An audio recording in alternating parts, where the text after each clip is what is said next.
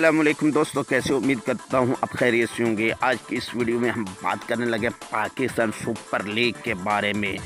پی S L کے کمیٹیٹرز کا اعلان، تو بڑے نام پہلی مرتبہ لیگ کا حصہ کراچی۔ پاکستان کرکٹ بورڈ نے 27 جنوری سے 27 فروری تک جاری رہنے والے H B L P S L 7 کے لیے سابقہ کھلاڑی اور ممتاز کمیٹیٹر سے بھرے کمنٹری پینل کا اعلان کر دیا۔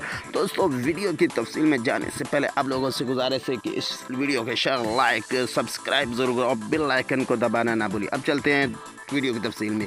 یہ پہلا موقع ہے کہ جب انگلینڈ اور جنوبی افریقہ کے سابق کرکٹر اور معروف کمنٹیٹر بالترتیب Nick Knight Mike Haysman Pakistan super league میں کمنٹری کی ذمہ داریاں نبھائیں گے۔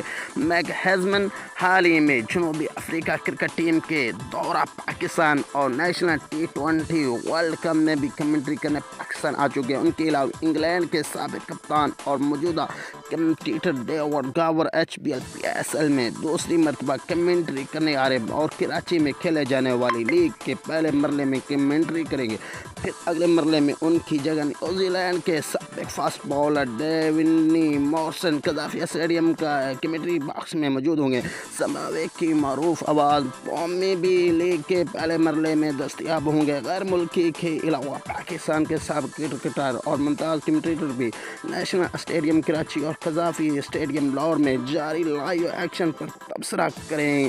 کمنٹری باکس کا حصہ ہوں گے قومی ٹیم کے سابق فاسٹ بالر وقار یونس، بازید خان، فنا میر، عروج ممتاز، مرینا اقبال کے علاوہ کمنٹری میں پاکستان کی موجودہ پہچان طارق سعید بھی لیگ میں کمنٹری کے فرائض سر انجام دیں گے۔ دوستو، اگر ہماری ویڈیو آپ کو اچھی لگی تو اس کو شیئر کریں، لائک ضرور کریں، سبسکرائب ضرور کریں اور بیل آئیکن کو دبانا نہ بھولیے گا۔